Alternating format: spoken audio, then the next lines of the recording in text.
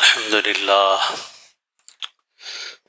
لله نحمده ونستعينه ونستغفره ونؤمن به ونتوكل عليه ونعوذ بالله من شرور أنفسنا ومن سيئات أعمالنا من يهد الله فلا مضل له ومن يضلل فلا هادي له نشهد أن لا إله إلا الله وحده لا شريك له ونشهد أن سيدنا ونبينا ومولانا محمدا عبده ورسوله صلى الله تعالى عليه وعلى آله وأصحابه وأتباعه وأزواجه وذرياته وبارك وسلم تسليما كثيرا كثيرا اما بعد.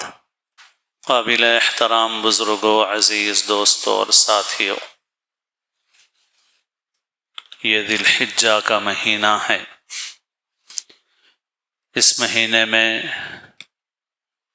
ہمارے لیے حج اور قربانی کی عبادتیں مقرر کی گئی ہیں،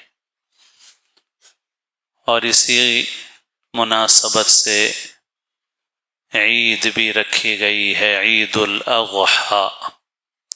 اضحیٰ کے معنی قربانی کے ہیں، ضحیٰ کے معنی چاشت کے وقت کے ہیں، تو یہ عید الضحیٰ نہیں ہے، عید الاضحیٰ ہے۔ والضحیٰ سورہ میں جو لفظ ہے وہ لفظ ہے الگ، اس کے معنی چاشت کے وقت کے ہیں، الاضحیٰ کے معنی قربانی کے ہیں، تو عید الاضحیٰ ہے، یعنی قربانی کی عید۔ جیسے رمضان کی عید عید الفطر ہے، افطار کی عید، ایسے یہ عید الاضحیٰ ہے، قربانی کی عید۔ قربانی کی یہ عبادت اور حج کی عبادت، اس کا تعلق حضرت ابراہیم علیہ السلام سے ہے۔ حدیث میں ہے، صحابہ نے پوچھا، ما هذه الاضاحی یا رسول اللہ، اے اللہ کے رسول صلی اللہ علیہ وسلم، یہ قربانیاں کیا ہیں؟ تو آپ نے فرمایا، سنت ابیکم ابراہیم، کہ تمہارے باپ ابراہیم کی سنت اور یادگار ہے۔ پھر اجر و ثواب کے متعلق پوچھا تو آپ صلی اللہ علیہ وسلم نے فرمایا کہ ہر بال اور رون کے اون کے ہر رونگٹے کے بدلے میں، ہر روئیں کے بدلے میں اللہ تعالیٰ ایک ایک نیکی اور اجر و ثواب اللہ تعالیٰ عطا فرمائیں گے۔ حضرت ابراہیم علیہ السلام کو اللہ نے بعد میں آنے والی تمام امتوں کا پیشوا بنایا ہے۔ یہودی بھی حضرت ابراہیم کو اپنا بڑا مانتے ہیں، اور عیسائی بھی مانتے ہیں، مکے کے رہنے والے مشرکین بھی مانتے تھے، حالانکہ شرک میں مبتلا ہو چکے تھے۔ لیکن قرآن نے ان کو دعوت دی اور ان کو کہا کہ آؤ اور دیکھو کہ ابراہیم کا طریقہ کیا ہے۔ اسی لیے قرآن مجید نے بار بار واضح کیا کہ کان حنیفا وما کان من المشرکین، کہ حضرت ابراہیم حنیف تھے، مشرکین میں سے نہیں تھے۔ ان ابراہیم کان امتا قانتا للہ حنیفا ولم یک من المشرکین، اللہ کے فرما بردار تھے۔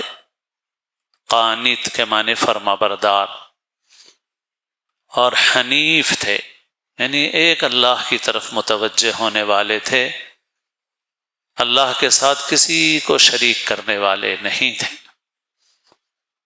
چنانچہ مکے والوں کو بھی سمجھایا گیا کہ اصل طریقہ حضرت ابراہیم کا بت پرستی کا نہیں ہے، بلکہ ایک اللہ کی عبادت اور بندگی کا راستہ حضرت ابراہیم کا راستہ ہے، اور جو ان کے راستے پر چلے گا وہ ابراہیمی ہوگا۔ ان اول الناس بابراہیم للذین اتبعوہ وہذا النبی والذین آمنوا، سب کہتے ہیں کہ ابراہیم ہمارے ہیں، لیکن قرآن کہتا ہے ما کان ابراہیم یہودیا ولا نصرانیا ولکن کان حنیفا مسلما، کہ ابراہیم یہودی نہیں تھے، نصرانی نہیں تھے، حنیف مسلم تھے، ایک اللہ کی عبادت کرنے والے اور اللہ کی فرما برداری کرنے والے تھے۔ اور قرآن نے بتایا کہ سارے لوگ دعوے دار ہیں مگر ابراہیم سے صحیح تعلق ان لوگوں کا ہے، ان اول الناس بابراہیم للذین اتبعوہ، جو ابراہیم کا اتباع کریں گے، پیروی کریں گے۔ تو یہ ایک بنیادی اصول ہے، بھئی اگر تعلق کا دعویٰ ہے تو بات مانتے ہیں، اطاعت کرتے ہیں، اتباع کرتے ہیں، تو پھر ماننے والے ہیں حقیقت میں۔ ورنہ دعویٰ تو ہے کہ بھئی ہم مانتے ہیں مگر ان کی مانتے نہیں ہیں۔ تو یہ حضرت ابراہیم کی زندگی کا ایک خاص امتیاز ہے، اور ہم لوگوں کو اور ہمارے بچوں کو اس سبق کو تازہ کرنے کی خاص طور پر ہمارے ملک کے حالات میں بہت ضرورت ہے۔ اس وجہ سے اس کی کوشش کرنی چاہیے کہ اس موقع سے ہم اپنے بچوں کو حضرت ابراہیم کی سیرت کی کتابیں مہیا کریں۔ چند سال پہلے تک میں بھی ہر چند سال تک بقرعید میں یہ کوشش کرتا رہا کہ بعض کتابیں تیلگو میں، انگریزی میں وہ جگہ جگہ بھیج کے عام کی جائیں، یہاں بھی اعلان ہوتا رہا، لیکن ادھر چند سال سے یہ کام مجھ سے بھی نہیں ہو پا رہا ہے، لیکن سب کو کرنے کا کام ہے۔ ہم لوگ گوشت کھا رہے ہیں، عید منا رہے ہیں، مگر یہ قربانی کس کی یادگار ہے؟ وہ کون تھے؟ ان کی زندگی کیا تھی؟ ان کی زندگی کا اصل سبق کیا تھا؟ اسی کا ہم کو پتہ نہیں ہے، ہمارے بچوں کو پتہ نہیں۔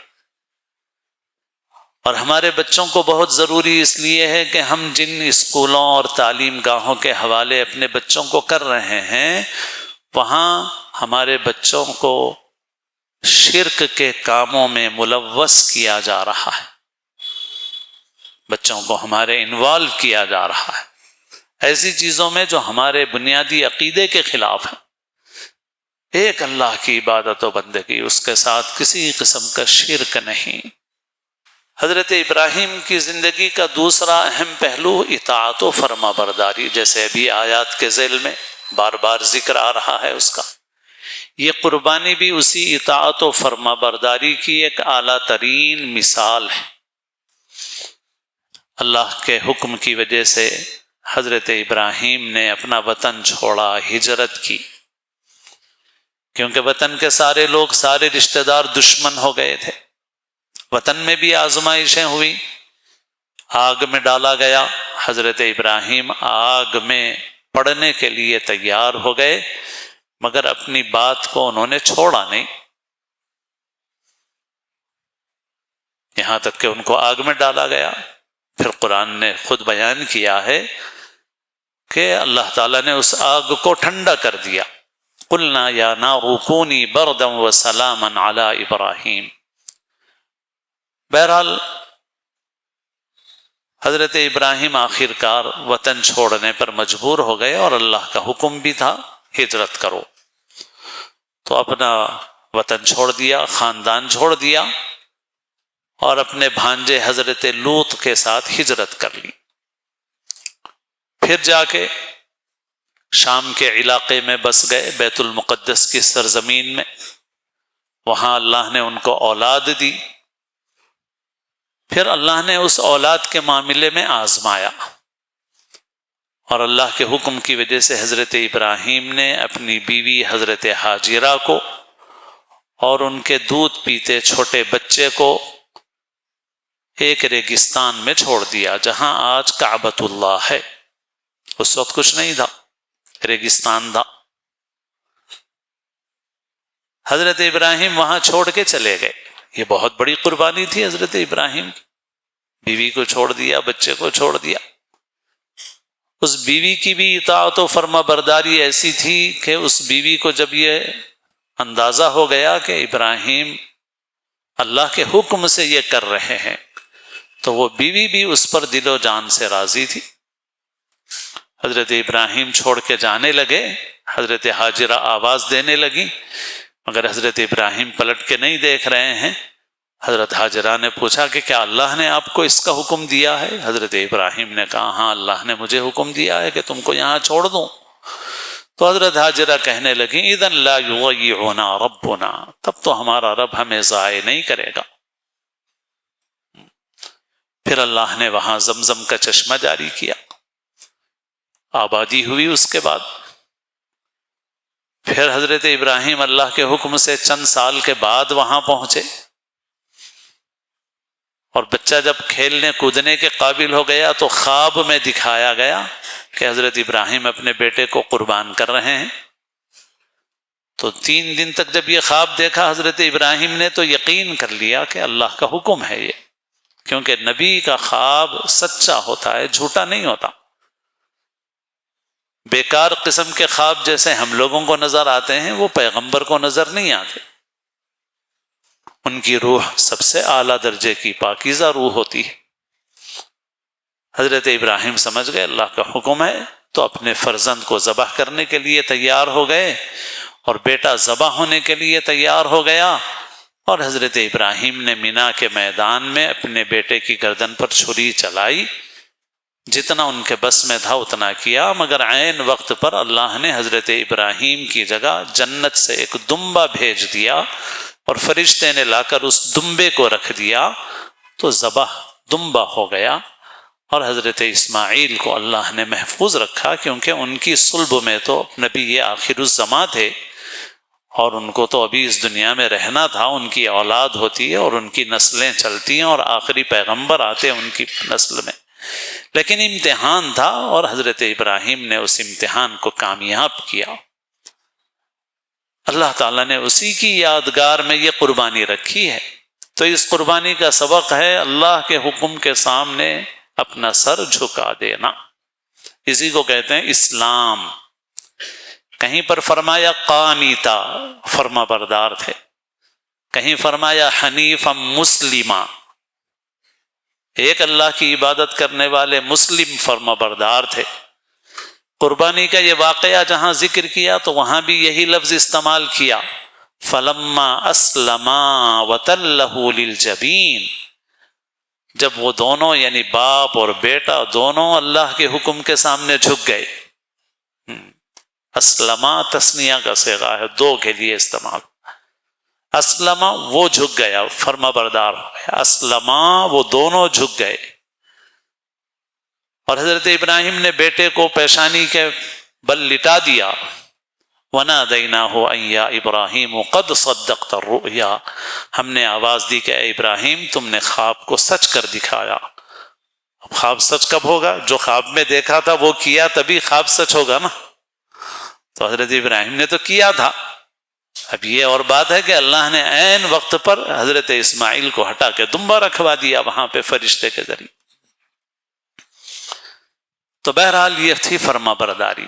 تو یہ 2 چیزیں ہیں، 2 سبق ہیں حضرت ابراہیم کی زندگی سے حاصل ہونے والے، اور ہر مسلمان کو قربانی کرنا چاہیے جس کو اللہ نے استطاعت دی ہو، اجر و ثواب کی چیز ہے، اور جن لوگوں کو اللہ نے مالدار بنایا ان پر قربانی واجب ہے، اور قربانی کے دنوں میں قربانی کا عمل سب سے زیادہ فضیلت رکھتا ہے۔ اس وجہ سے یہ خیال کرنا کہ بجائے اس کے صدقہ کر دیں گے تو صدقے کے لیے پورا سال ہے۔ ان 3 دنوں میں ما عمل ابن آدم من عمل یوم النحر احب الی اللہ من احراق الدم، قربانی کے دنوں میں اللہ کے نزدیک سب سے محبوب عمل خون بہانا، قربانی کرنا ہے، مگر اخلاص کے ساتھ ہونا چاہیے۔ اچھا جانور اللہ کے لیے خریدو، لوگوں کو فائدہ ہو اس لیے خریدو، جس میں گوشت زیادہ ہو، جس سے لوگوں کو فائدہ زیادہ پہنچے، اللہ کی رضا خوشنودی ملے۔ اور اگر اچھا جانور نام کے لیے خریدا کہ صاحب نام ہو کہ صاحب یہ اتنے مالدار ہیں کہ 1 لاکھ کا جانور خریدتے ہیں، تو پھر نام ہی ملے گا، اجر و ثواب نہیں ملے گا۔ اللہ کے لیے قربانی کرو، ان دنوں میں قربانی سب سے افضل عمل ہے۔ بعض روایتوں میں ہے کہ آپ نے فرمایا کہ جس کو قربانی کی استطاعت ہو پھر بھی قربانی نہ کرے تو ہماری عیدگاہ کے قریب نہ آئے، کیونکہ عید جس عمل کی وجہ سے ہے، باوجود استطاعت کہ وہ عمل نہیں کر رہا ہے تو عید کائے کی ہے بھائی؟ عید تو اسی کی، اس عمل کے ساتھ عید ہے۔ اور پھر اسی طرح یہ جو 10 دن ہیں یہ بھی فضیلت کے ہیں، اور ان کی طرف ہماری توجہ بہت کم ہے۔ ان 10 دنوں میں حدیثوں سے معلوم ہوتا ہے کہ نیک عمل اللہ کے نزدیک بہت زیادہ محبوب ہے۔ ما من ایام العمل الصالح فیہا احب الی اللہ من هذه الایام، یعنی ایام العشر۔ پھر انہی دنوں میں 9 تاریخ کو عرفہ، عرفہ کی فضیلت اور زیادہ، اور عرفہ کے متعلق حدیث میں ہے صیام یوم عرفہ احتسب علی اللہ یکفر السنة الماضیة والباقیہ، کہ عرفہ کے دن کا روزہ اللہ سے امید ہے کہ گزشتہ اور اگلے 1 سال کے گناہوں کا کفارہ بنے گا، یعنی کبھی صغیرہ گناہ اس سے معاف ہوں گے۔ باقی اور دنوں میں بھی ذی الحجہ میں روزہ رکھنے کی فضیلت ہے، ذی الحجہ کی راتوں میں عبادت کرنے کی فضیلت ہے، تو اس وجہ سے اب سے لے کر بقر عید تک جتنے دن روزہ رکھنا چاہیں رکھ سکتے ہیں 9 تاریخ تک، اور راتوں میں عبادت کا اہتمام کریں، اور کم سے کم عرفہ کا روزہ رکھنے کی کوشش کر لیں کہ 9 تاریخ کا عرفہ کا روزہ رہ جائیں، اور اس سے پہلے جتنے رکھ سکیں اجر و ثواب ہے، نہ رکھے کوئی گناہ نہیں ہے۔ لیکن بہرحال یہ فضیلت والے ایام ہیں، فضیلت والی راتیں ہیں، اور پھر عید کے دن قربانی ہے۔ قربانی سے متعلق احکام و مسائل معلوم کریں، قربانی کرنے کا اہتمام کریں، دھوکے بازوں سے بھی بچ کے رہیں۔ گزشتہ سال ہم ہی کی بات ہے غالباً کہ کسی گروپ کے حوالے کیا اور پھر لاکھوں کروڑوں روپے شاید چلے گئے، اور اب ایک سوال بار بار آ رہا ہے کہ یمن، شام، غزہ وغیرہ میں قربانی کی جائے گی، تو جہاں تک ہماری معلومات ہیں اس کے قابل اعتماد ذرائع بہت کم ہیں، باقی آن لائن بھی اور دوسرے ذریعوں سے بھی لوگ جو دھوکے باز ہیں ان کو تو کوئی موقع ملتا ہے تو اس کو استعمال کرتے رہتے ہیں۔ اس وجہ سے چوکنا چوکس رہنے کی ضرورت ہے، صرف جذبات میں نہ آئیں۔ باقی ہمارے علم کے مطابق ایسے معتبر ذرائع تو نہیں ہیں بھی تو کم ہیں، ان تک رسائی سب کی نہیں ہے، باقی عام لوگوں کے جذبات سے لوگ فائدہ اٹھا لیتے ہیں۔ کہیں جا کے اسی طرح کے تنظیموں کے لوگ کہیں روپیہ تقسیم کرتے ہیں، کہیں کچھ کرتے ہیں، ویڈیو بنا دیتے ہیں، تو لوگ، میں تو سن رہا ہوں کہ چوراہوں پر کاؤنٹر لگ رہے ہیں تو لوگ بڑی بڑی مقدار میں لا کے پیسہ دے رہے ہیں۔ تو میں تو سب سے زیادہ عقل پہ ماتم کروں گا، سمجھوں گا گناہوں کی نحوست ہے کہ اتنی بے عقلی آ گئی امت کے اندر کہ ایسے دھوکے بازوں کو بھی لوگ لے جا کے پیسہ دے رہے ہیں۔ الامان والحفیظ، اللہ اس امت کی حفاظت فرمائے۔ ہمارا جو کچھ اللہ نے دیا، ہمارا وقت، ہمارا پیسہ، یہ سب اللہ کی نعمت اور امانت ہے، اس کا صحیح استعمال کرنا ضروری ہے۔ پیسہ بھی ہم صحیح طریقے سے صحیح جگہ پہ استعمال کریں۔ اللہ تعالی ہم سب کو عمل کی توفیق نصیب فرمائے۔ اللہ تعالی ہم سب کو اسلام کی زندگی اور اپنے اپنے وقت پر حسن خاتمہ نصیب فرمائے، سنتیں ادا فرمائے۔